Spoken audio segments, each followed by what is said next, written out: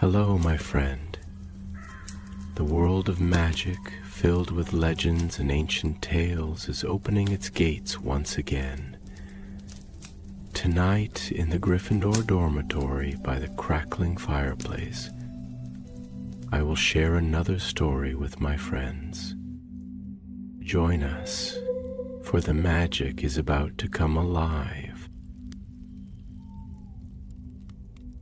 The wind moaned across the Scottish moors, threading through the grass like ghostly fingers, whispering of ancient secrets long buried beneath stone and shadow. In the earliest years of Hogwarts, when its towers were still half-built and the lake mirrored only scaffolds and stars, one apprentice walked the torchlit corridors long after others had gone to bed. His name was Merrick Arden, a young wizard of remarkable talent and a mind that thirsted for knowledge far beyond what his teachers dared to share. Though he wore the dark green robes of Slytherin House, Merrick was no ordinary student.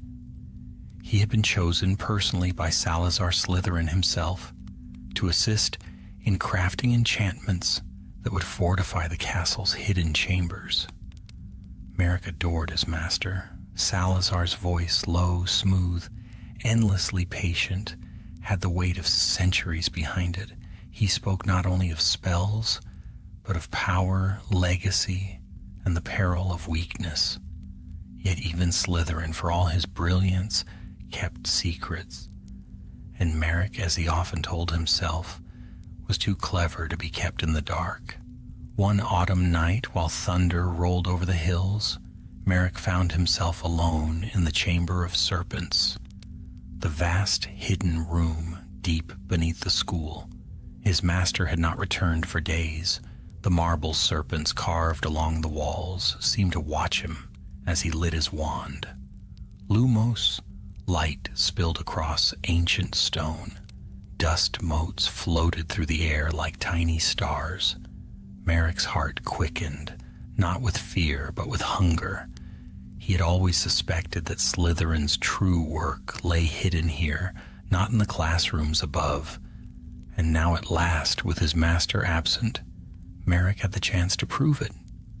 He moved to the far wall where a great serpent's mouth yawned open in a silent hiss.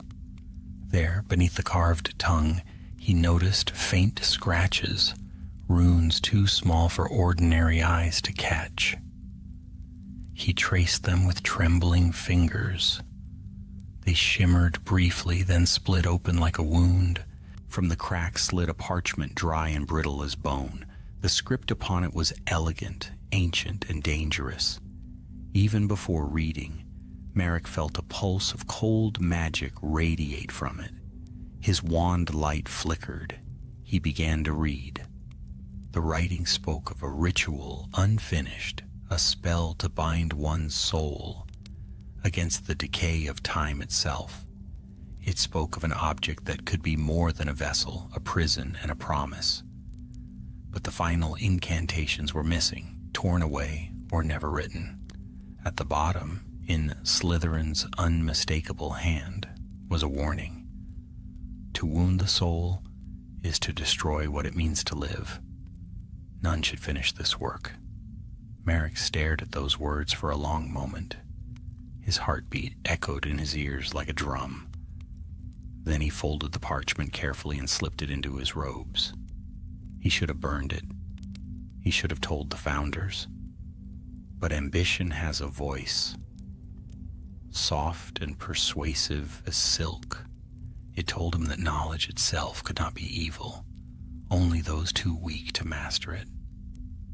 And so, when Slytherin finally returned to Hogwarts, weary and withdrawn from a secret journey, he found his apprentice changed.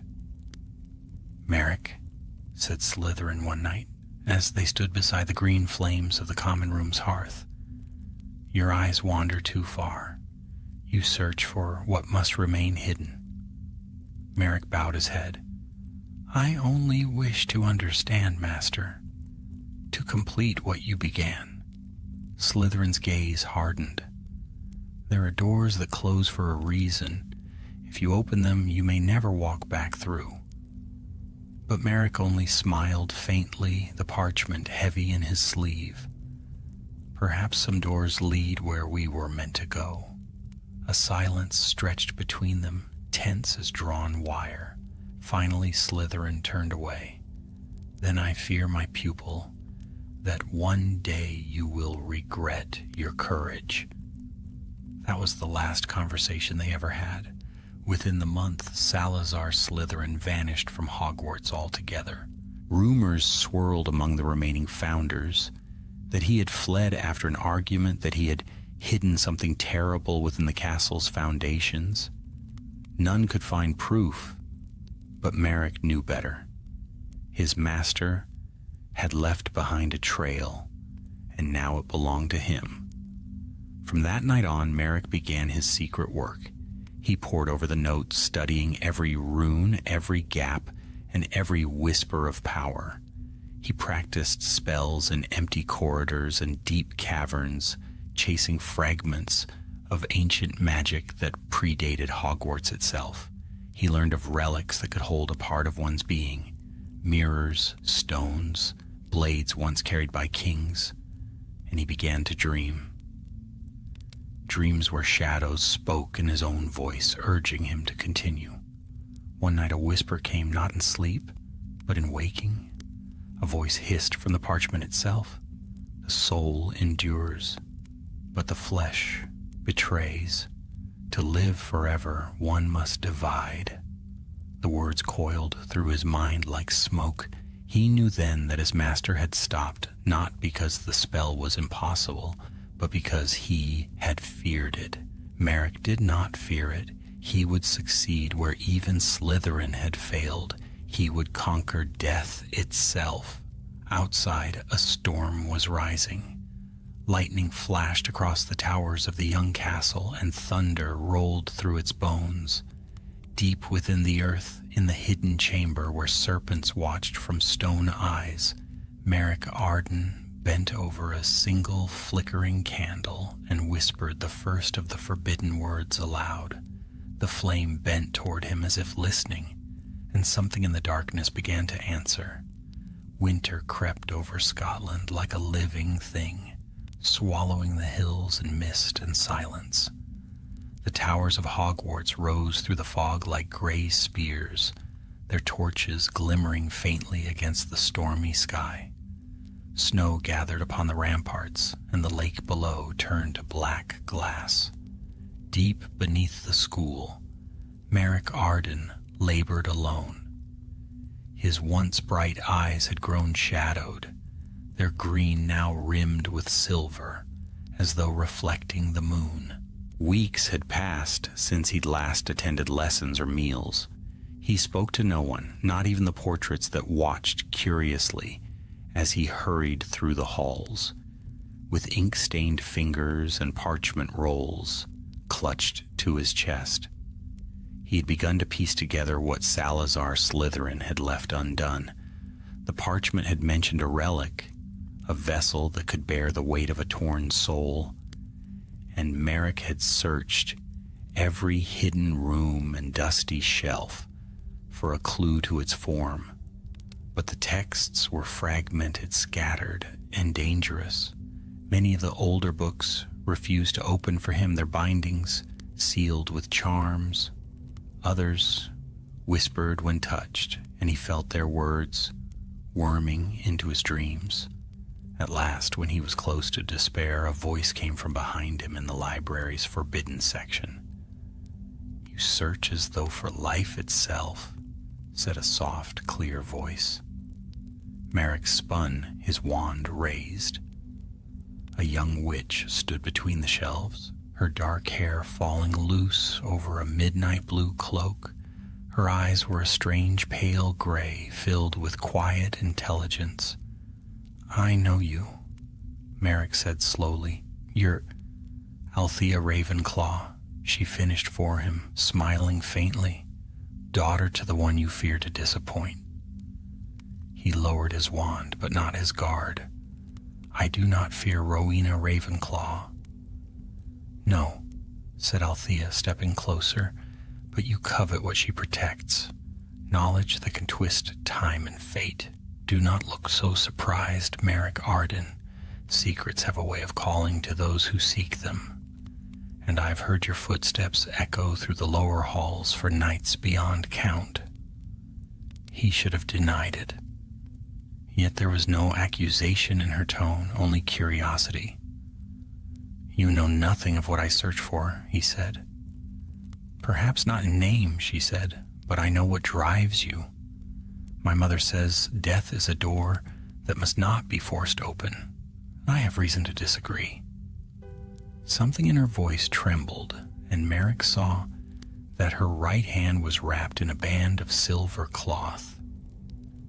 You are ill, he guessed. A curse, she said simply. It eats at the marrow. No healing charm will touch it. The silence between them deepened. Two souls, both grasping at the same forbidden hope. She stepped closer. You seek a way to live beyond death. I seek a way not to die. Perhaps we can help each other? Merrick hesitated. He had worked alone for months, trusting no one, but there was a keen light in her eyes, and her knowledge of old magics rivaled even his. Very well, he said, but what I do at great risk. The path we tread may end in darkness. Then let us bring a torch, Althea said.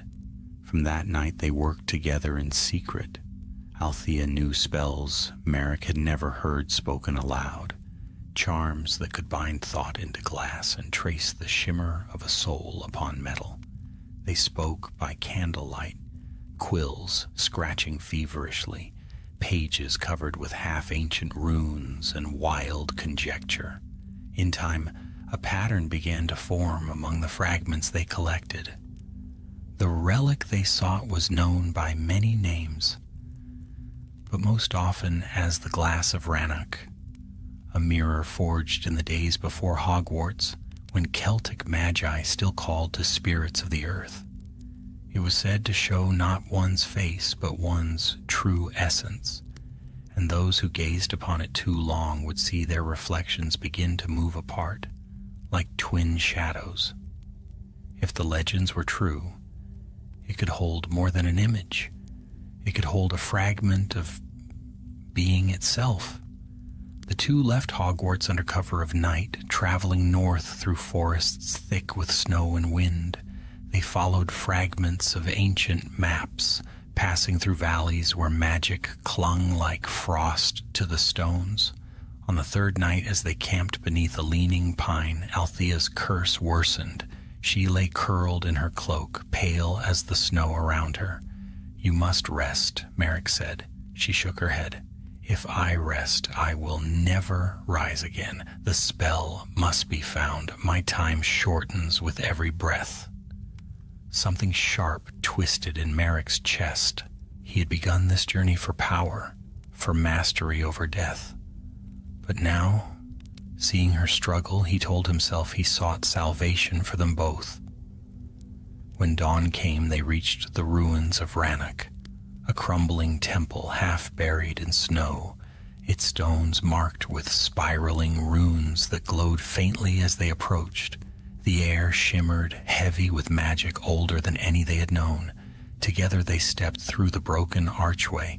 Inside, a single mirror stood upright amid fallen columns and frost-covered vines. It was framed in black stone, its surface clouded like smoke trapped beneath ice. The Glass of Rannoch, whispered Althea. They drew near, and their reflections shimmered into view. Merrick, hollow-eyed and pale, and Althea, trembling but resolute. The spell will require sacrifice, Merrick said softly. Something of blood and will? Althea met his gaze. Then we will find a way that costs no life. But Merrick said nothing. The parchment from Slytherin's chamber had warned him.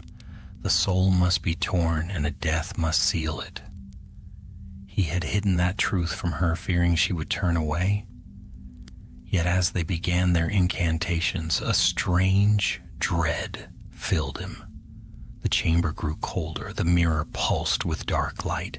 The runes beneath their feet flared, casting the walls in crimson glow. A voice, neither man's nor woman's, filled the air. Who calls upon the oldest law? Althea gasped, clutching her side as the curse flared within her. Finish it, she cried. Do it, Merrick. But the words caught in his throat. Her face was pale as moonlight, her eyes wide with fear and trust. Then something broke. The mirror blazed, pulling at their reflections, dragging at their very breath. Merrick tried to stop it, but the spell had taken life of its own. Althea screamed as the light wrapped around her like a noose of fire. No! Merrick shouted, reaching for her.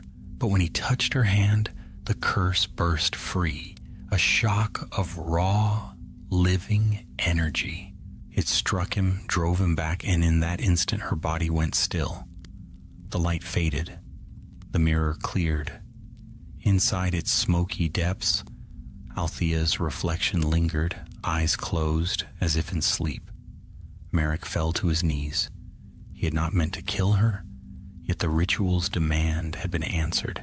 Blood had sealed the spell. The mirror pulsed once, faintly. It was done. And though he could not yet see it, the world had just witnessed the birth of the first Horcrux. Merrick Arden rose trembling, his soul fractured and half forgotten. Snow drifted through the broken temple, and the whisper of an unseen wind carried a single word through the night. Forever. The blizzard did not cease for 3 days. White snow drowned the moors, burying the ruins of Rannoch beneath a cold, unbroken shroud. Somewhere within that frozen silence, Merrick Arden knelt beside Althea's still form, unable to move, unable to speak. Her face was calm, her eyes closed. Her lips curved faintly, as if she'd found peace where he had found despair. He had thought himself strong. He had believed that mastery of death could be achieved through reason, through brilliance, through will. But as her lifeless hand slipped from his grasp, he felt the hollowness within, the place where a fragment of his soul had been torn free. When at last he stood, his legs trembled. The mirror shimmered faintly, its smoky depths rippling as if alive. Her reflection remained there, unchanging, beautiful, eternal. Althea, he whispered, what have I done? The whisper of wind answered him, curling through the temple like a serpent. He turned away, wrapping his cloak tight, but the echo of that whisper seemed to follow, a faint, mocking murmur that brushed the edge of thought. She sleeps, but you endure. The words seemed to come from nowhere, or perhaps from within him.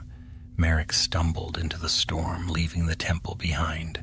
The snow erased his footprints, almost instantly, as though the world itself sought to hide what had happened. He did not return to Hogwarts immediately. He wandered instead, south through frozen valleys and across dark woods, where the trees groaned beneath the wind. His wand light burned low, his food ran thin, yet he felt no hunger, no cold.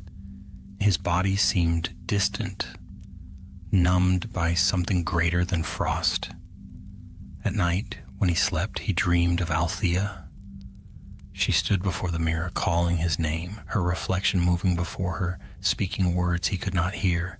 He would wake, gasping, heart pounding, with the sound of that whisper, soft and sly, as if from the air itself.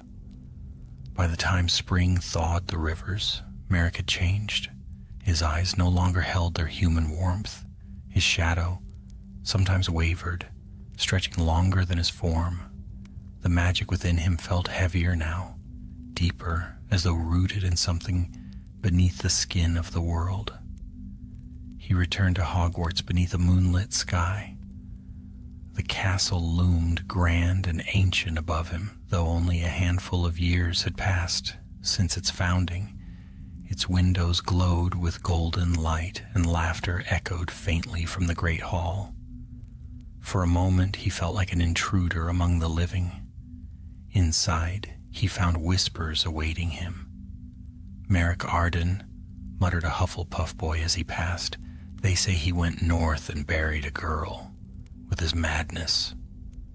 They say he talks to himself, whispered another, that his reflection does not follow him in mirrors. He ignored them. Let them speak. None of them could understand what he had achieved.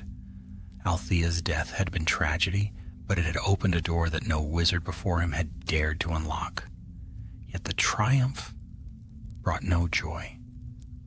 The power he carried within him was cold, restless. It pressed against his thoughts like a second mind. He could not look upon glass or still water without seeing her face staring back, sometimes weeping, sometimes smiling, always silent. He went off into the Chamber of Serpents. There, among the carved walls and green light, he tried to speak with the memory of his master. "You warned me," he said to the shadows. "You said the path would close behind me. But I have done what you could not. I have defied death itself." The walls did not answer, only the low hiss of wind through the stone mouth of the great serpent replied. Still, he continued his experiments. He sought to understand the bond between his fractured soul and the mirror that held it. He discovered that pain no longer touched him as it once had. Wounds closed swiftly, hunger barely troubled him. But there were other changes too, stranger ones. The creatures of the castle avoided him. The basilisk that slept deep below stirred uneasily when he entered its lair, and sometimes when he spoke aloud he heard his own voice echo from nowhere, delayed, distorted, as if another spoke with him. One evening, as dusk painted the castle red, Rowena Ravenclaw herself found him alone in a deserted corridor. She had aged in his absence. Silver strands threaded her dark hair, and her eyes, always wise, now held sorrow. "Merrick," she said gently, "you have been gone long. My daughter, Althea, did she travel with you?" The name struck like a curse. He froze, unable to meet her gaze. "She is gone," he said at last. Her curse took her. Rowena's expression did not change. "You lie poorly, Merrick Arden. I have seen the threads of magic that cling to you. You carry death in your wake." He stepped back, wand half raised. "You know not what you speak of?" "I know that something unnatural stirs within you," she said softly. "I feel it when you pass. The air shivers. My daughter's light has dimmed, but her essence lingers. What have you done?" The silence that followed was unbearable. Merrick turned and fled before she could call the others. He left the castle before dawn, riding north once more, drawn by an unspoken pull. The mirror, the glass of Rannoch, he could feel it even across miles, whispering through his fractured soul like a heartbeat that was not his own. When he reached the ruins again, he found them changed. The snow had melted, revealing blackened stone. The mirror still stood, untouched by time. He approached slowly, fear mingling with wonder. "Althea," he said, voice trembling, "if you are within, show me." The glass rippled. Her face appeared pale, luminous, framed by drifting silver light. But her eyes were wrong. They were deep, endless, filled not with life, but with the same cold magic that throbbed within him. "Merrick," she whispered, "you did not save me. You bound me." He fell to his knees. "I tried. I meant only to heal you." "You took what was mine," her voice murmured, echoing around him. "You wear my death like armor. You are not alive, not dead, only half." The mirror flared, and pain struck him, sharp, searing like his soul, tearing again, He screamed, clutching his chest, and when the light faded, he saw his reflection split, one face calm, the other twisted in shadow. He fled the ruins, leaving the mirror behind, buried once more beneath rising snow. Years later, travelers would speak of a ghost haunting the northern highlands, a pale figure wandering alone beneath the stars. Some said it was a wizard cursed by his own ambition. Others claimed he guarded a relic of terrible power. None knew his name. But within the hidden heart of Hogwarts, in a chamber sealed from time, a faint echo remained, a whisper that brushed the thoughts of a boy centuries later, urging him toward a dark, familiar path. And so the first sin, once buried in snow and silence, began to awaken once more. The years turned, and the memory of Merrick Arden faded into legend. The founders of Hogwarts passed into history, their names carved into stone, their teachings bound into scrolls. Yet beneath the castle, deeper than any chamber the students knew, the air still carried a whisper of something restless, ancient, and unfinished. The world beyond Hogwarts changed as well. Kingdoms rose and fell. Magic itself began to grow cautious, no longer as wild and free as in those first days. Wizards built their homes closer to cities, hiding their craft from the eyes of muggles who feared what they could not understand. But every so often, among those who studied the darker arts, the name of Merrick Arden surfaced like a curse. Some called him the Soul Thief, others the Whisperer.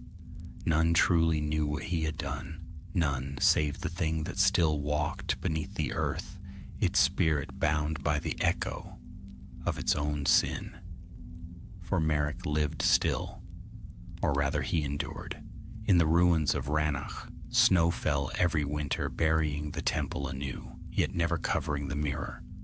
No matter how fierce the storm, the glass remained untouched, a dark eye gazing upward through the centuries.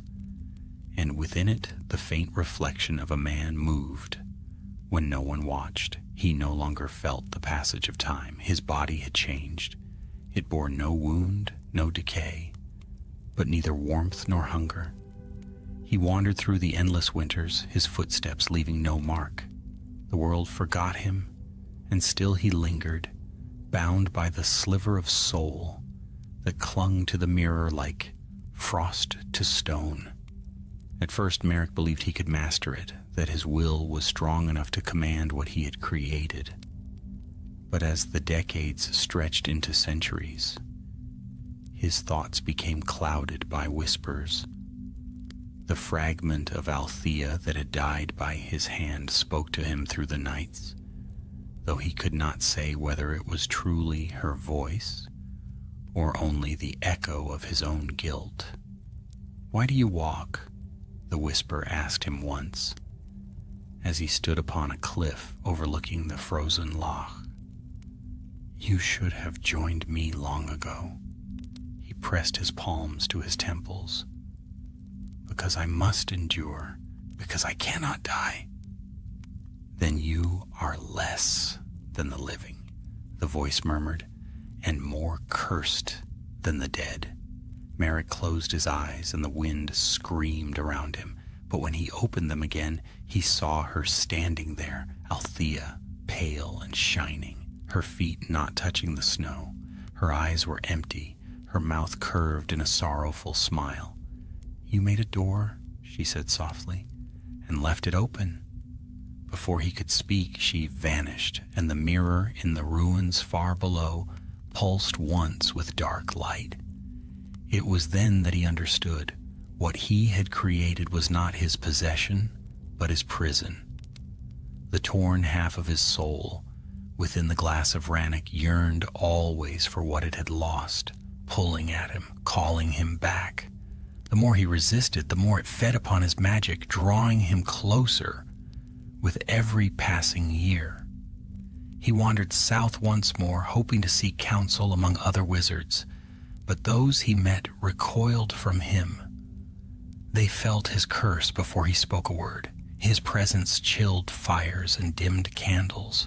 Animals fled, children wept, and grown men crossed themselves when he passed. Some called him Wraith, others Lich. And when he tried to speak of the ritual he had performed, they raised their wands in fear. So he became a shadow among men, drifting from forest to forest, from age to age. He watched castles crumble and cities rise, watched the march of time devour all he had known. And still, through every silence, came the whisper of the mirror, calling him home. At last, when the weight of solitude became too much to bear, Merrick returned once more to the ruins of Rannoch. The temple lay half sunken into the ground now, its stones black with moss. The air was thick with cold magic. And there, untouched by the centuries, stood the mirror. He approached it slowly, his reflection flickering like a candle flame. "Althea," he murmured. The surface rippled, and her face appeared again, as beautiful and terrible as the day she died. "Why do you return?" she asked. "To end it," he said. "To undo what I have done." Her reflection tilted its head. "You cannot mend a soul once broken.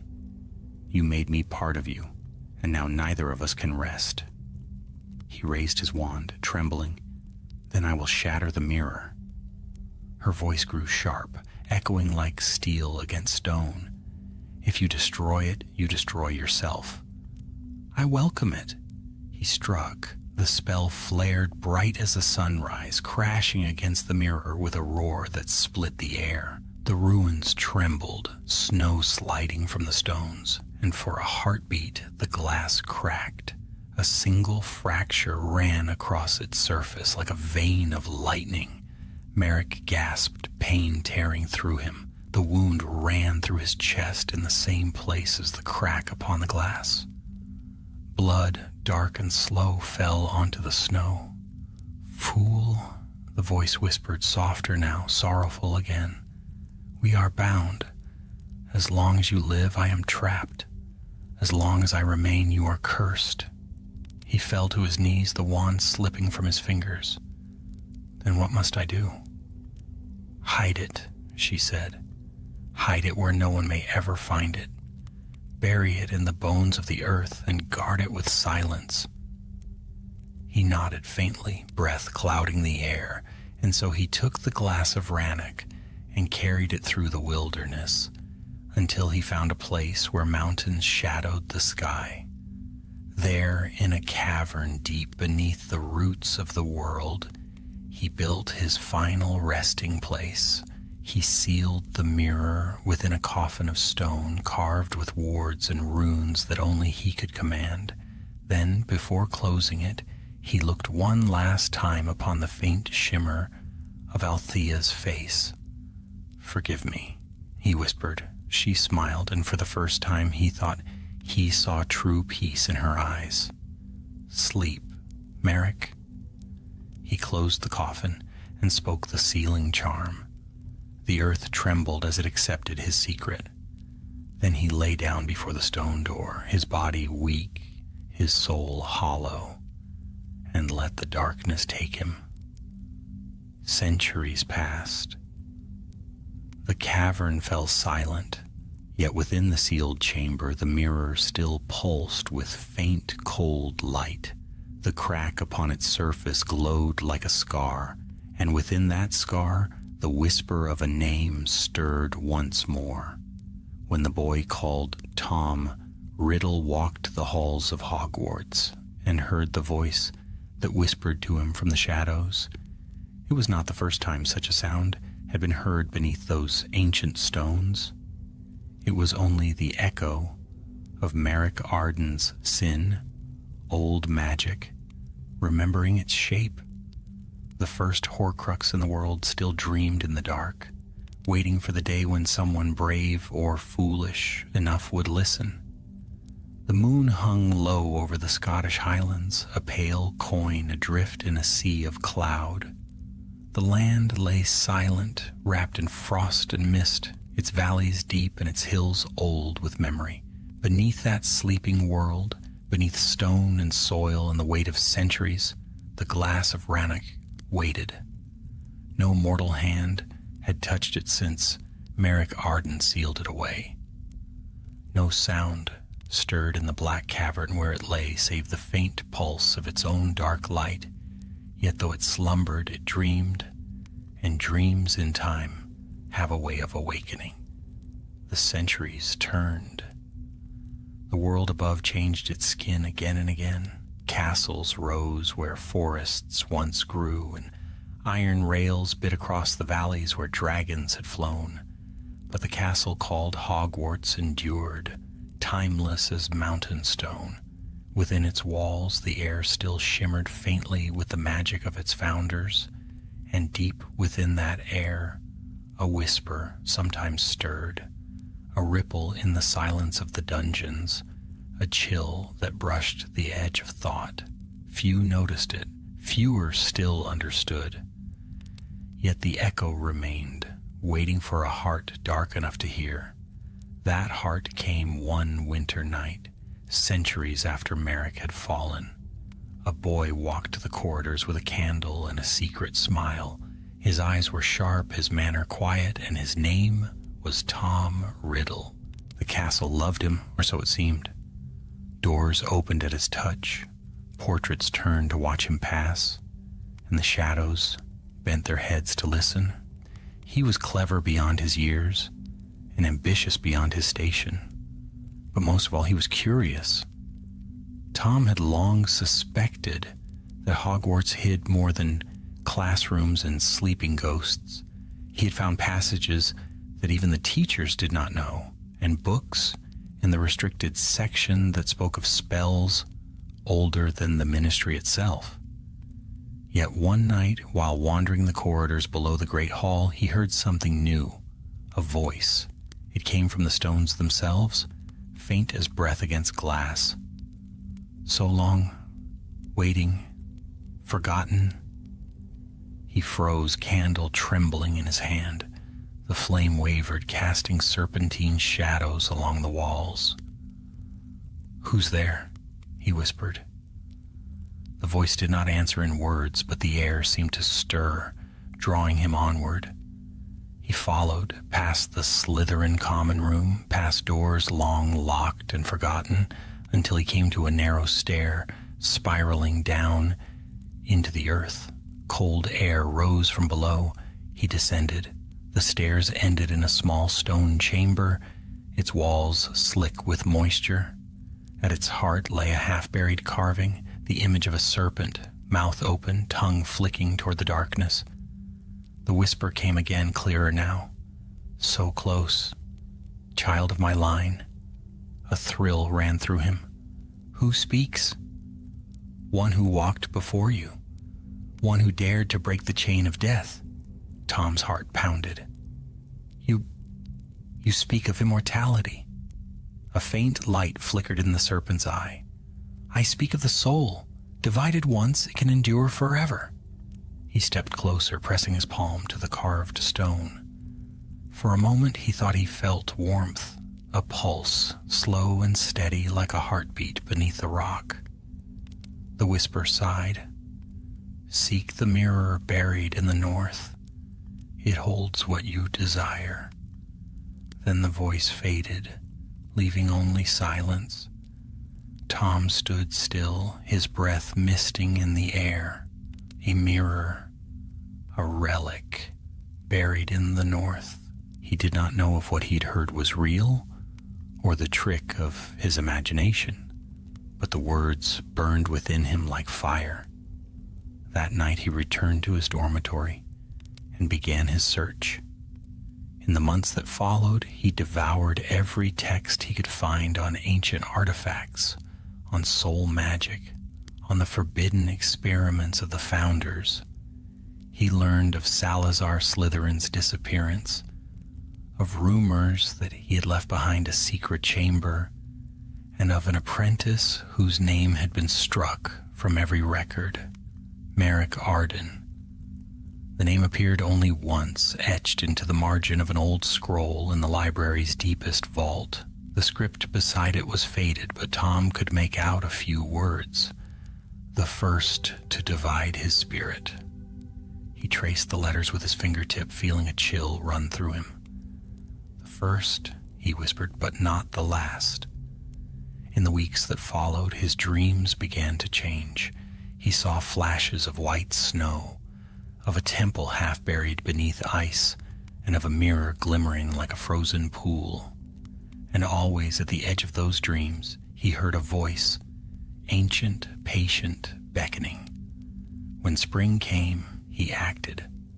During the Easter holidays, while most students returned home, Tom remained behind at Hogwarts, under the pretense of extra study. He spent his nights exploring the lower corridors, searching for the stair he had found that first night. But when he returned to the same place, the passage was gone.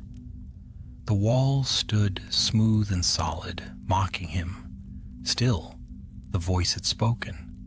The relic was real. He could feel it. It was then that he began to plan. If the mirror lay in the north, perhaps beneath the highlands, then he would find it when he left school. But for now, he could learn, prepare, and shape the path that had once belonged to Merrick Arden. He began his first experiments in secret, testing the limits of what the human spirit could endure. Small creatures at first. Rats, snakes, even birds. He practiced the enchantments he found in the old texts, watched as life flickered and faltered beneath his wand. And always when he succeeded, he felt the faintest tremor in the air, as though someone or something watched.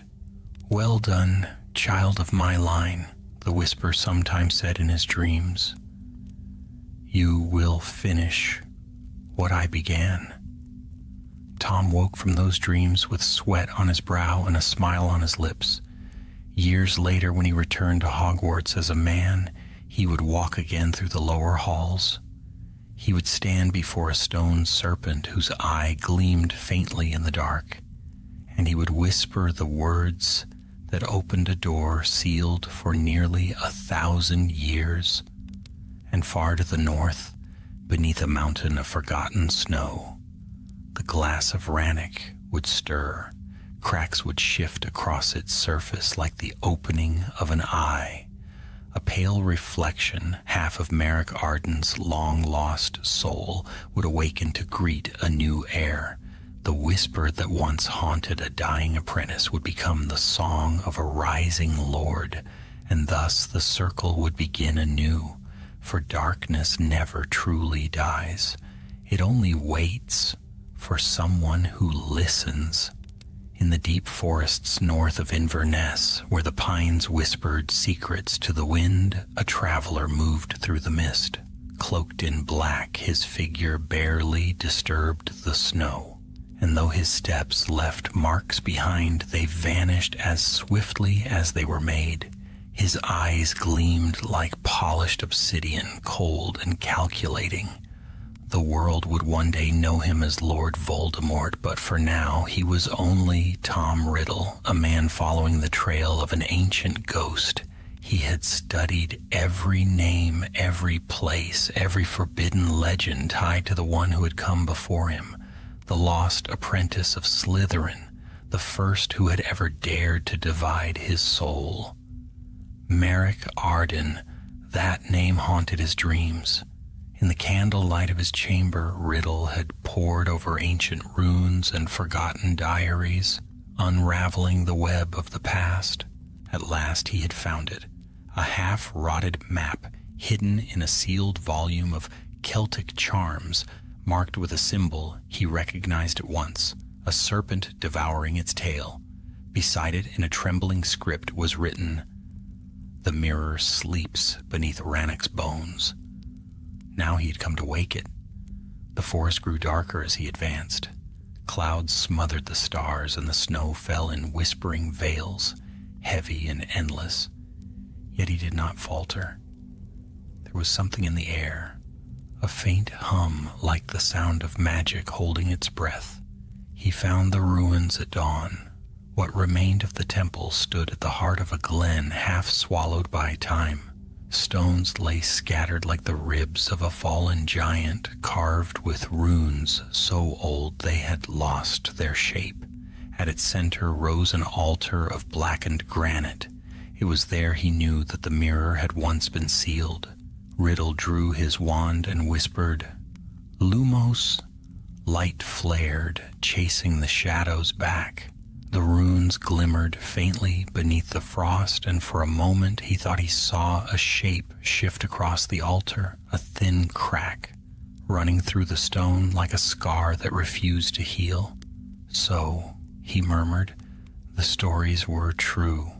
He stepped closer, brushing snow away with his gloved hand. Beneath the ice, the outline of a door began to emerge, a circle inscribed with symbols of binding and silence. He recognized the language at once, ancient Parcel tongue, written by one who had shared the gift long before him. "Open!" he hissed. The words slithered into the air, curling through the runes like living smoke.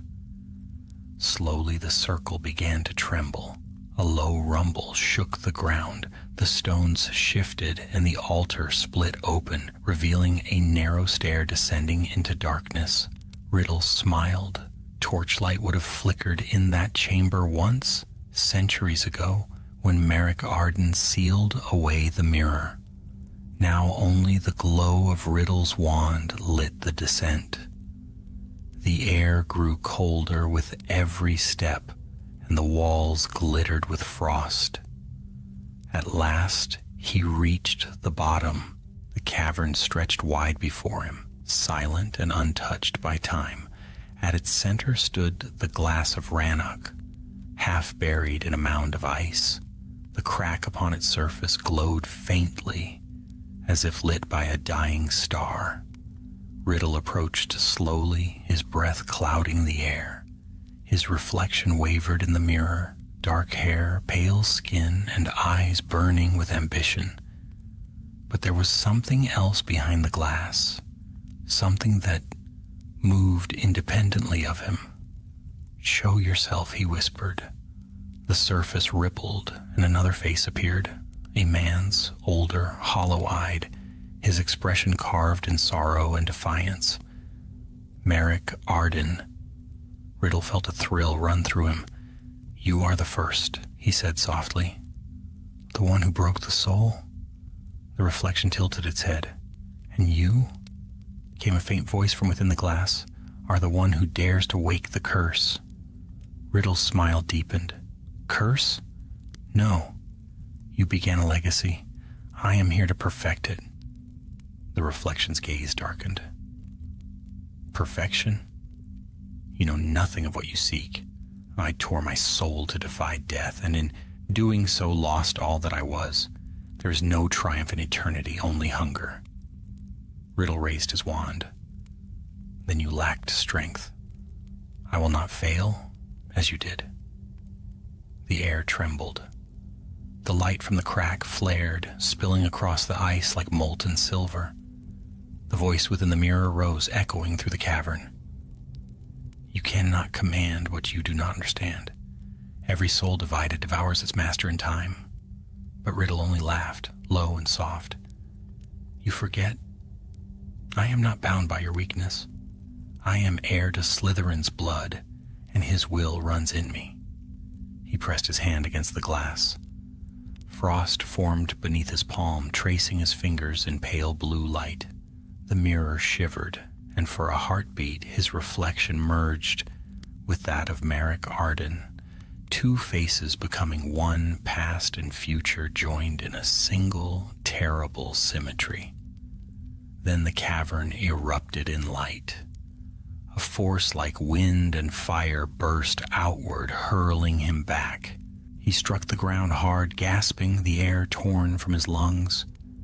When he looked up, the mirror stood silent once more. Its glow dimmed. But something had changed.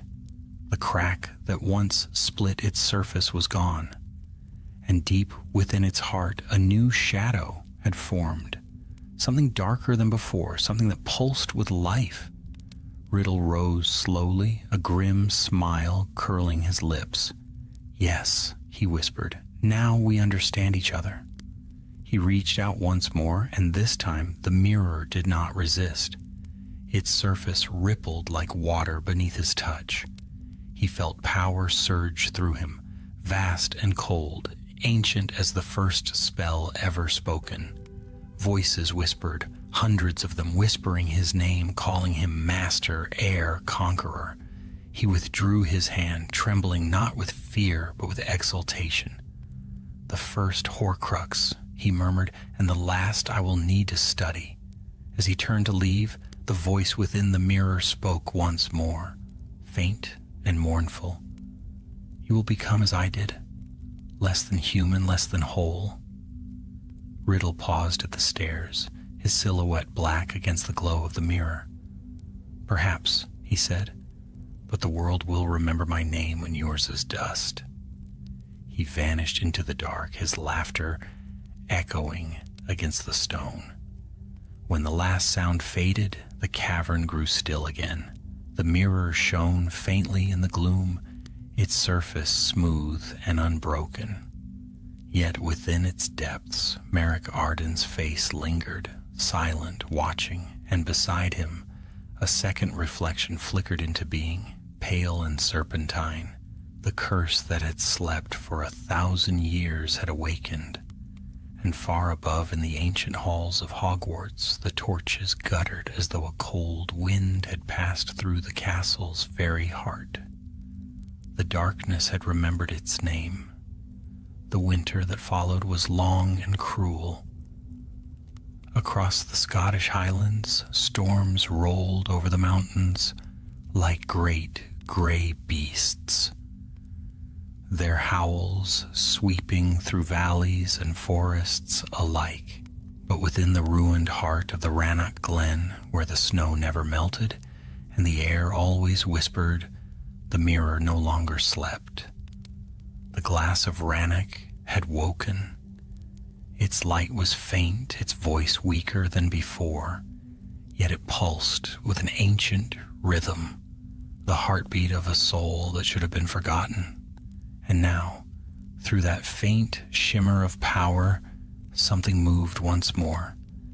Merrick Arden's spirit lingered in the void between life and death.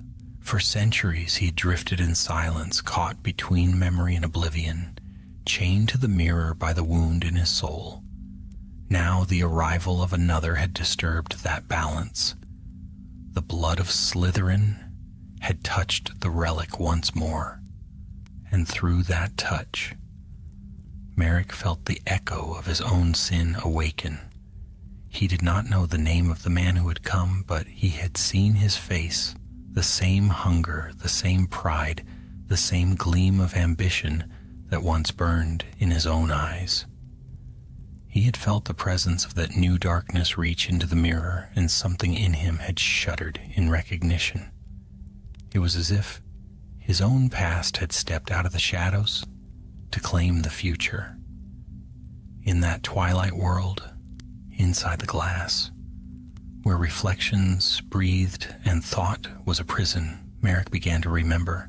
He saw flashes of what had been, Hogwarts rising golden and proud under the hands of its founders, Althea's smile by candlelight, the storm over the Temple of Rannoch, the moment the spell tore through him like fire, and then always the silence afterward. But now the silence was breaking.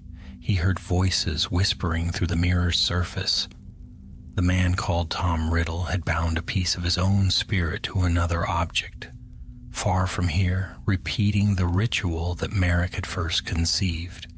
With every fragment Riddle tore from himself, the echo reached back to the first fracture, the mirror, stirring it from its long sleep.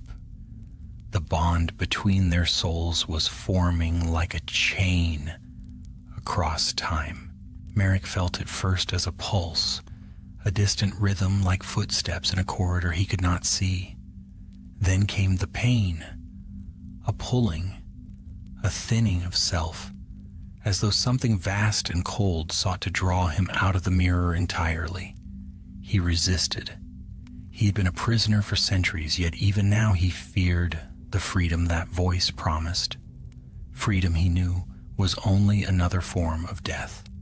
And still the whisper came, slithering like smoke through his thoughts. "Come, my forerunner, join me. You began what I will finish." Merrick pressed his hands against the inside of the glass, but there was nothing to hold. The world outside shimmered faintly, snow falling, wind keening through broken stone. "No," he whispered, though his voice was barely sound. "I would not have this curse pass to another." The whisper laughed, soft and cold. "You misunderstand. The curse is the gift. It is immortality." He remembered Althea's dying breath, her hand slipping from his grasp, and the hollow sound of his own scream echoing through the ruins.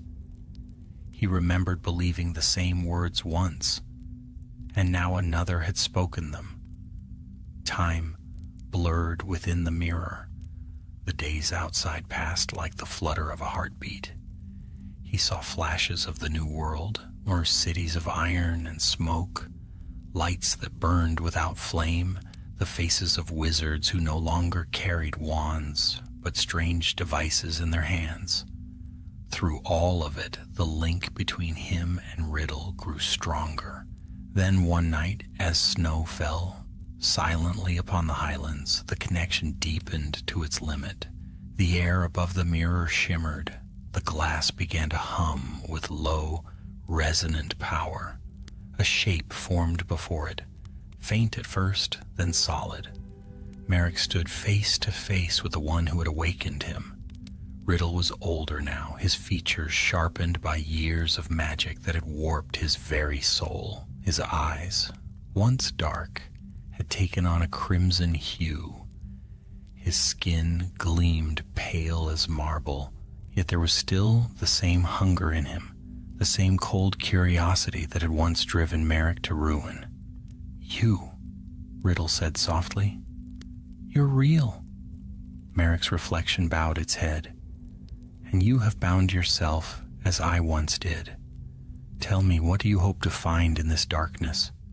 "Eternity," Riddle answered. "Freedom from decay, from weakness. You should understand you were the first." Merrick studied him with weary eyes. "I was the first fool."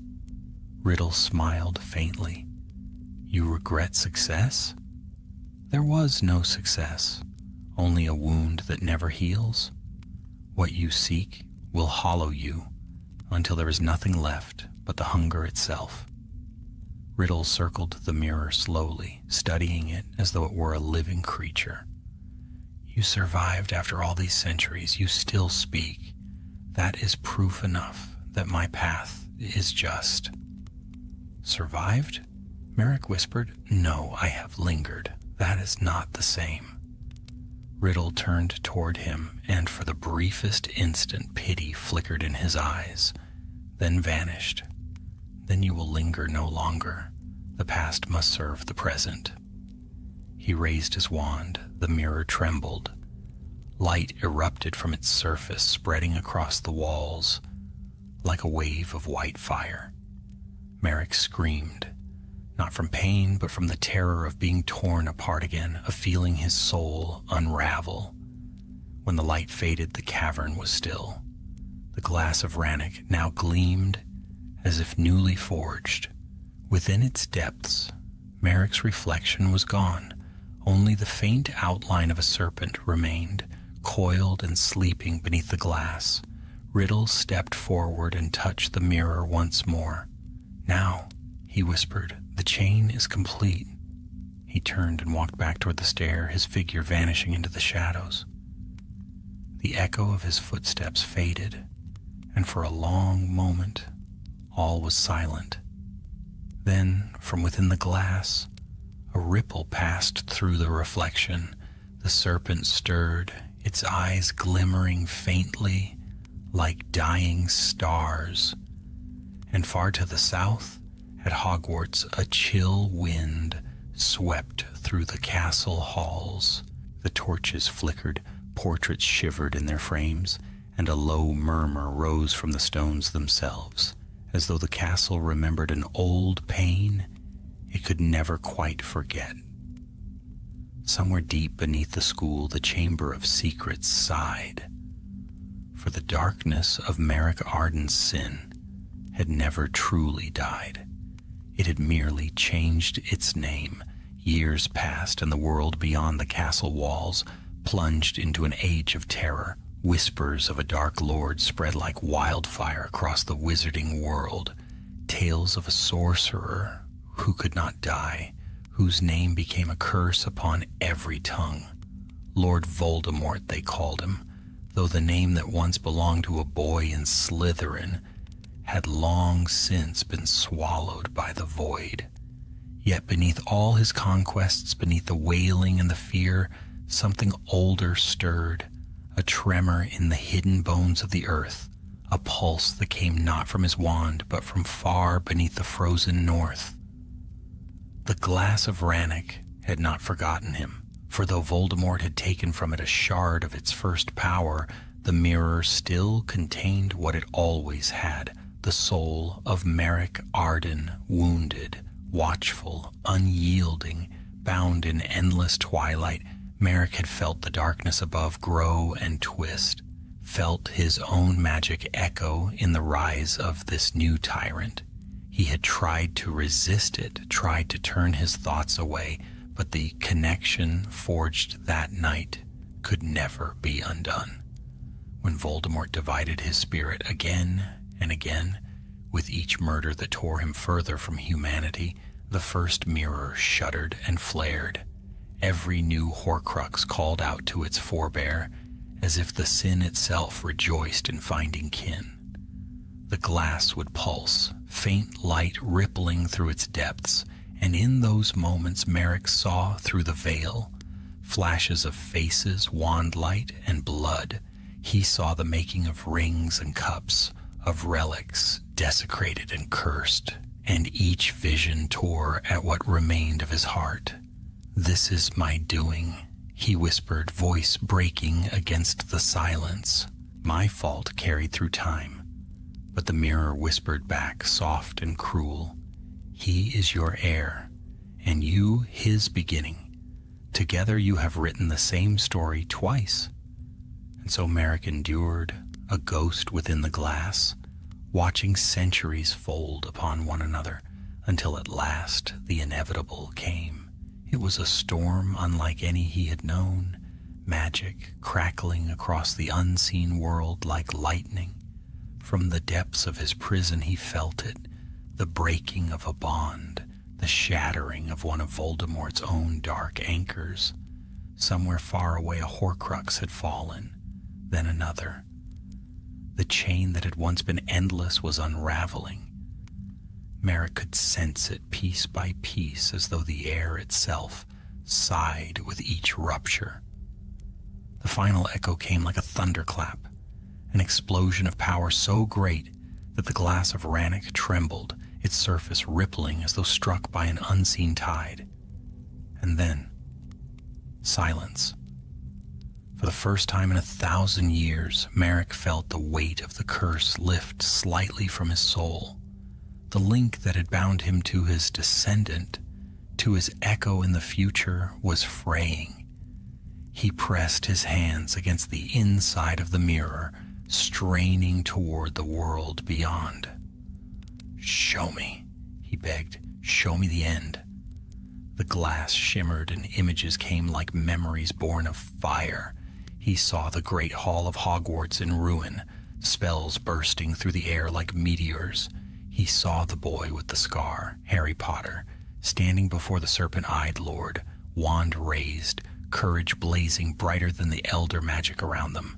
He saw the spell that ended it all, a flash of green, a cry swallowed by silence, a shape collapsing into ash and shadow, And in that instant, as Voldemort's soul was torn apart for the last time, Merrick Arden felt something break inside him, a pain deeper than any wound, followed by a sudden aching stillness.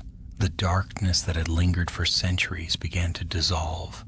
The glass cracked once, twice, then again, until a web of silver fractures covered its surface. Light poured from those cracks, soft and golden, washing across the cavern like dawn through the mountains.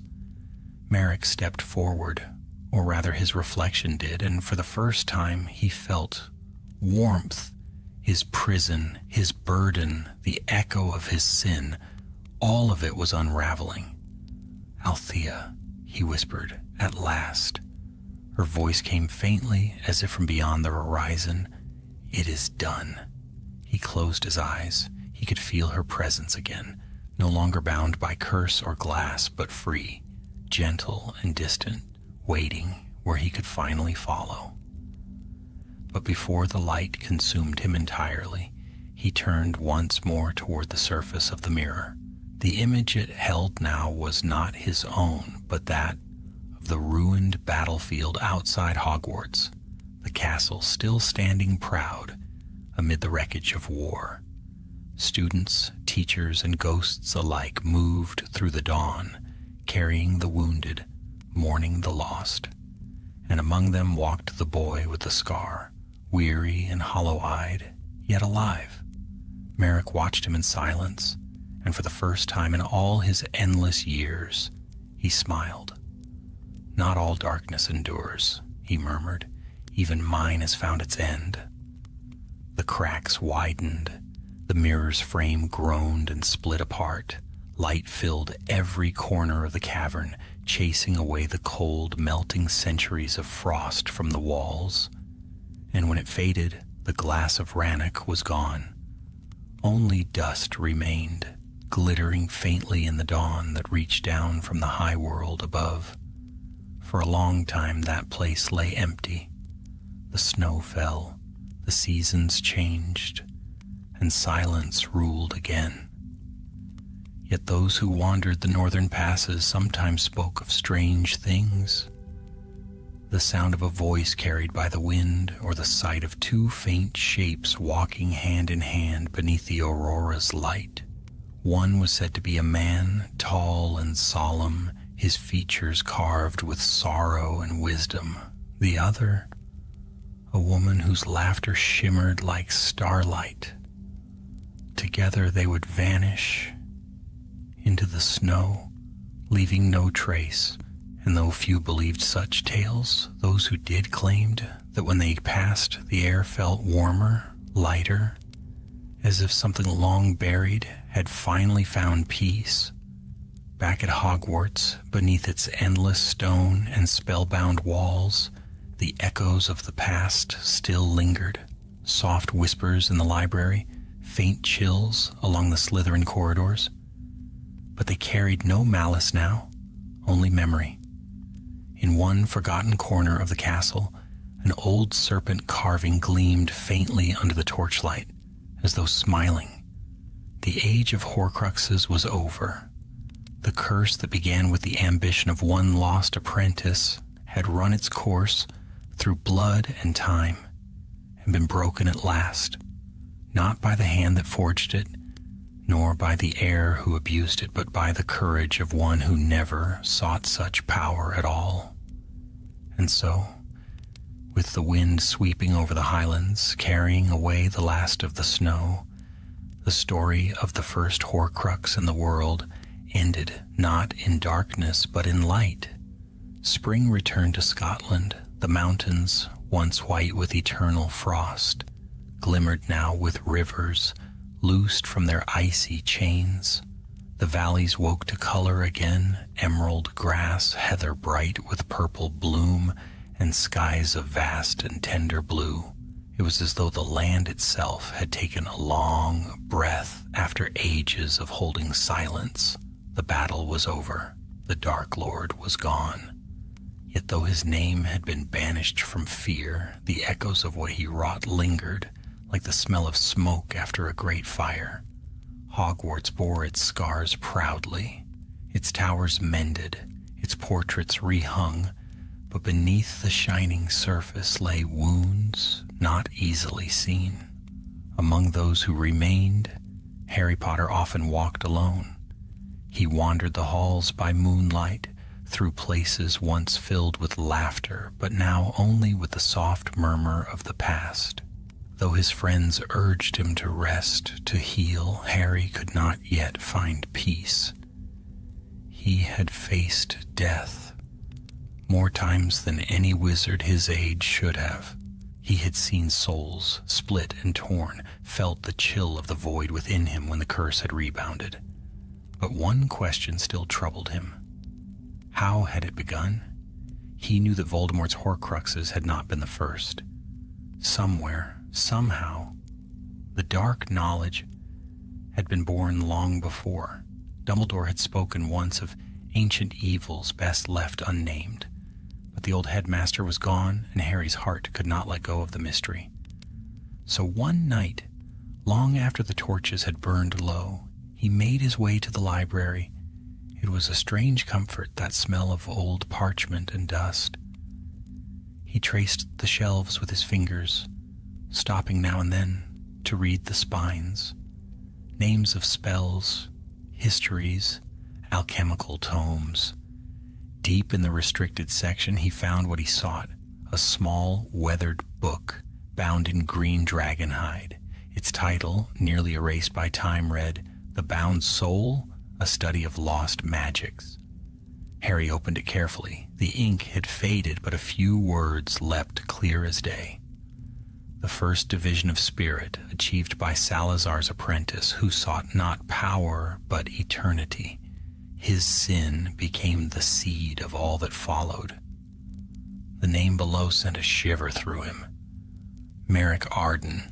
He whispered it aloud, and at that moment, the candles around him flickered. A chill swept through the room, and the shadows along the shelves deepened as though listening. Harry turned a page. The text spoke of a mirror hidden in the north, a relic known as the Glass of Rannoch, where the first fragment of a human soul had been bound. There it sleeps, the book read, until the final bearer of its blood awakens it and the circle is closed. He leaned back, heart pounding. The words seemed almost to hum with a life of their own. "Closed," he repeated, "but if Voldemort is gone..." He didn't finish the thought. Instead, he gathered the book and climbed from the library out into the moonlit corridors. He followed instinct more than reason, drawn toward the dungeons where the stones themselves seemed to murmur beneath his feet. At last he came to a place he had not visited since the Chamber of Secrets, a wall carved with serpents, their emerald eyes glinting faintly. He drew his wand and whispered, "Alohomora." The wall did not move. Something older stirred instead. The serpent's eyes seemed to shift, and a voice, low and ancient, filled the air. "Why do you call upon me, child of battle?" Harry froze. "Who's there?" "I am what was first broken and what was last to heal. I am the echo of the soul that began the path you ended." "Merrick Arden," Harry said quietly. The voice sighed, soft as wind through stone. "You know the name, then? You carry its ending." "What do you mean?" "The chain is undone, but the wound remains. To close it fully, one must see where it began." Harry's breath misted in the cold. He should have turned back. He should have run for the warmth of the Gryffindor fires. But something, curiosity, courage, perhaps fate itself, kept him rooted. "Show me?" The wall shuddered. Stones ground against one another, and a narrow passage opened before him, black as the space between stars. He stepped inside, wand light gleaming along walls, slick with age. He walked for what felt like hours, deeper and deeper, until the air grew thin and sharp, and the path widened into a cavern. At its heart stood a fragment of stone, flat and polished like glass, half buried in the earth. A faint silver glow pulsed from within it. Harry knelt. Beneath the dust and cracks, he could see something moving. Two faint reflections, distant yet clear. One was a young man with dark hair and proud eyes, the other pale and cold with eyes like blood. "Merrick," he whispered. The reflection seemed to stir. The dark-haired man turned his head and his gaze met Harry's. For an instant the cavern was filled with warmth, a sudden golden light that touched every shadow. "The circle ends with you," said the voice, not cruel but weary. "Do not let it begin again." "I won't," Harry promised. The glow brightened, flaring through the cracks like sunrise over snow. The glass hummed, then shattered softly, dissolving into motes of light that drifted upward and vanished. When the last of it was gone, the cavern stood silent once more. Harry stayed there for a long while, staring at the space where the mirror had been. The weight of centuries seemed to lift from the air. He felt for the first time that the world had truly exhaled. When he returned to the surface, dawn was breaking over Hogwarts. The lake shimmered gold, and the castle's towers burned bright against the morning sky. Students would soon fill its halls again. New faces, new laughter, a new age born from the ashes of the old. He paused by the great oak doors, glancing back once toward the dungeons below. The stones were quiet now, resting. Whatever had slept, there was at peace. And though he could not say why, Harry smiled. The curse was ended. The story of the first Horcrux in the world had come full circle, from the dark ambition of a forgotten apprentice to the light that rose anew in the heart of a boy who had once carried death itself. Far to the north, over the thawing peaks of Rannoch, the wind swept through the heather with a whisper like a song. Some said it was only the sound of the season returning, but others, those who still believed in magic older than time, swore they heard voices in that wind, a man and a woman, laughing softly together as they walked into the light. And Hogwarts, ever watchful, stood tall against the dawn. Summer ripened over the highlands. The lake shimmered like dark glass beneath a sapphire sky, and the banners of Hogwarts fluttered once more in the clean wind. Students had returned, filling the old castle with the sound of laughter, of brooms sweeping across the Quidditch pitch, of lessons and spells echoing from the halls. It was a time of peace, yet not all hearts were at rest. Though Voldemort was gone, the traces of his shadow remained, faint as the marks of an old wound. The portraits whispered when the torches dimmed. The ghosts spoke of echoes in the stones. It was said that sometimes, in the lowest vaults, one could feel a faint tremor, like the exhalation of something vast and ancient asleep far below. But for most, those were only stories. The war had ended, and they wished to believe the darkness gone forever. Harry Potter, however, had learned never to dismiss the whispers of the past. He was no longer a boy, but not yet a man. His fame, once heavy, had faded into quiet respect. He taught now defense against the dark arts, of course. And though the students adored him, they could not guess how often he walked the castle by night, listening, remembering. On such a night when the moon rode high and white over the towers, Harry found himself drawn once again toward the dungeons. The air there always carried the scent of earth and cold stone, and beneath that something subtler, the tang of magic old enough to feel alive. He passed beneath the carved serpents, their green eyes glinting faintly as though they watched him. The path he had taken months ago through the hidden corridor lay silent. Yet tonight, it felt different, as if the castle itself was holding its breath. At the heart of that shadowed maze, Harry paused. The wall where he had once found the fragment of the glass of Rannoch stood smooth again, the cracks sealed, the air calm.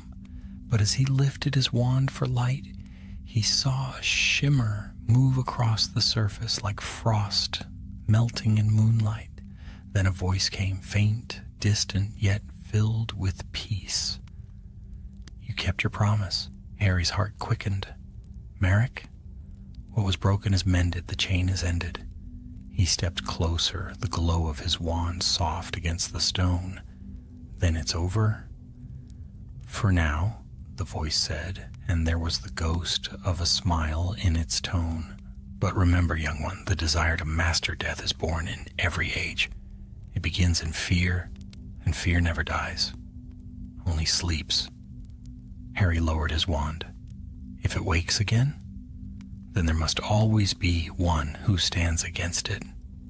The air shimmered once more, and for a heartbeat he saw them, Merrick and Althea, standing side by side in light that seemed neither fire nor sun, their faces calm, their eyes bright with something that was neither sorrow nor joy, but release. Then the vision faded, leaving only the quiet hum of magic and the steady rhythm of his own breath. Harry stayed there a long time, thinking. When he finally turned to go, he felt a weight lift from the air, as though the castle itself too had exhaled. In the weeks that followed, Hogwarts settled fully into peace. The scars of battle faded. Laughter filled the courtyards once more. Yet stories began to spread among the younger students. Tales of strange dreams shared between them, dreams of a mirror buried in snow, of a man whispering to a woman beneath a sky filled with auroras. Harry smiled when he heard them. "Old magic," he told the students gently. "It likes to leave echoes."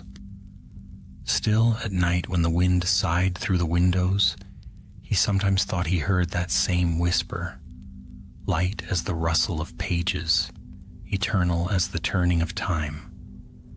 Far to the north, where mountains touched the sky, something extraordinary had begun to happen.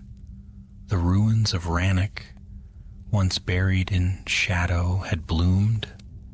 The snows had melted from the stones, and wild flowers grew in the cracks where frost had reigned for centuries. Travelers who passed that way spoke of strange light over the glen, green and gold like the aurora's veil, and of warmth in the air that made even the coldest hearts feel hope.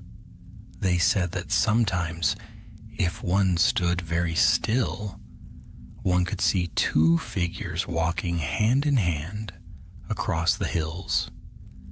Their shapes were faint, woven of light and mist, but their laughter could be heard, soft, clear, unafraid, and those who believed whispered that they were the spirits of Merrick Arden and Althea Ravenclaw's daughter at last freed, watching over the world they had once scarred. The legend of the first Horcrux became tale for the fireside, half warning, half myth. The glass of Rannoch was gone, its shards scattered like dust into the wind, but its story endured. For in every generation there are those who seek to conquer death, and those who must remind them that life's meaning lies not in its length, but in its light. Years passed. The boy who had lived grew older, his hair silvered, his eyes deepened, but the spark within them never dimmed. When he walked through Hogwarts, even the portraits hushed, for they knew the school's truest guardian had come. On the last night before his retirement, Harry stood once more upon the castle's highest tower. Below him the lake shimmered black and endless, the stars scattered like diamonds upon its surface. He thought of all that had been, the friends lost, the battles fought, the pain endured, and of the strange, twisting road that had led from one man's ambition 1,000 years ago to this quiet peace. He felt the night breeze stir his hair and whispered, "You were right, Merrick. The circle never truly ends, but it can be broken." Somewhere far away, the wind answered softly, carrying with it a sound that might have been laughter. The clock tower struck midnight. The bells rang clear across the valley, echoing through time and memory. And down in the great hall where new students would soon arrive, the candles flared as though in greeting. The light spilled over every stone, chasing away every lingering shadow, until Hogwarts itself seemed to glow with quiet triumph. No mirror remained to hold the darkness. No echo lingered to whisper of the past. What had once been born of fear and pride was now only story, and in that story, light endured. Above the northern peaks, the aurora spread its wings once more, green and gold and endless, painting the sky with colors older than sorrow.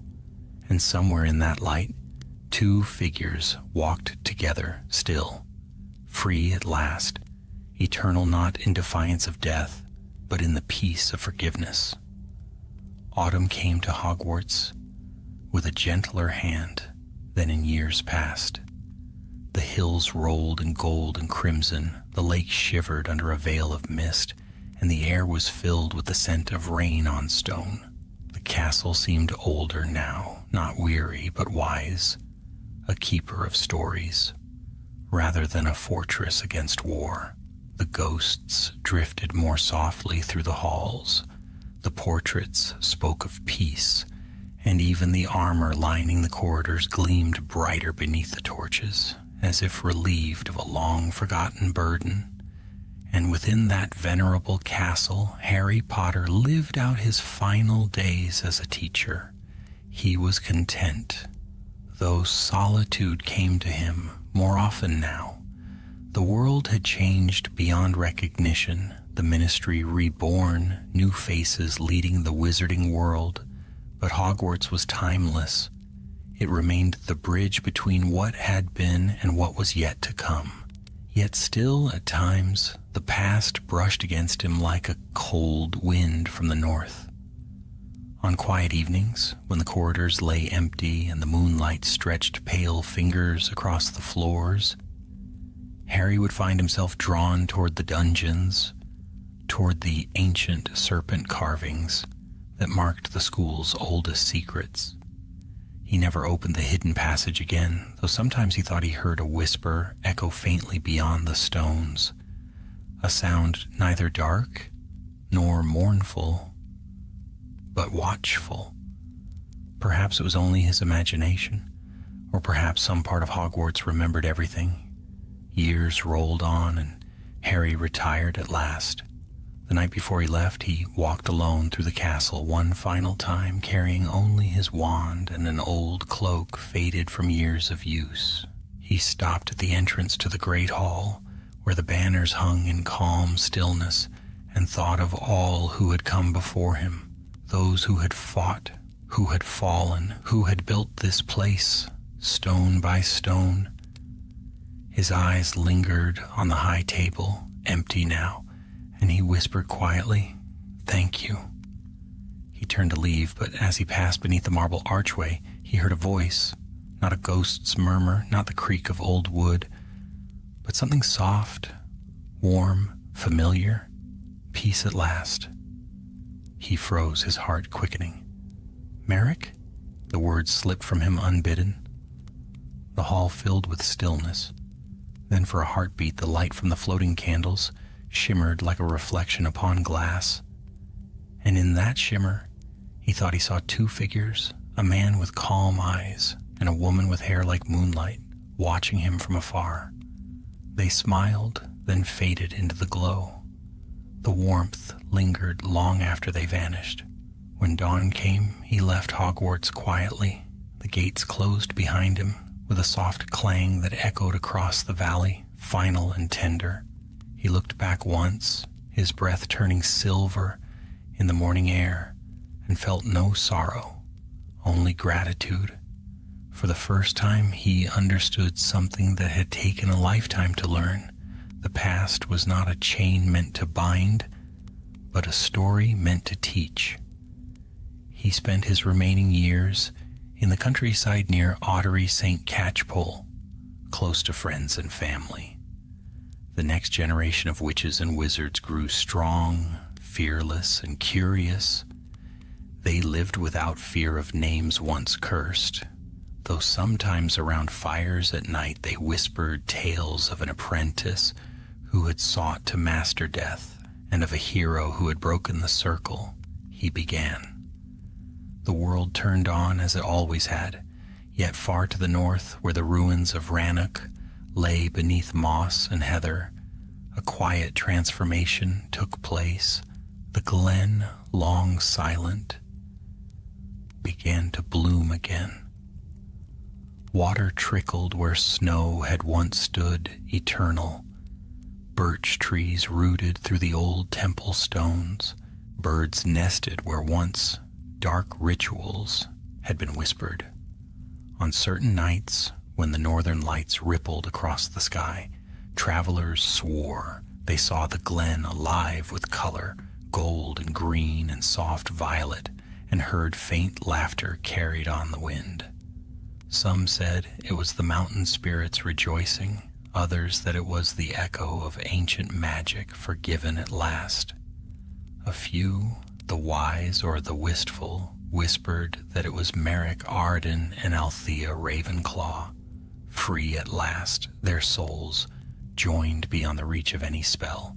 Hogwarts itself seemed to sense this change. The castle grew quieter, more at peace. Its walls no longer sighed in the night, and the flicker of torches no longer dimmed, as if wary of unseen eyes. The stones remembered the lesson well, that even the deepest shadow must one day give way to light. A century passed. The old stories faded into legend, then into myth.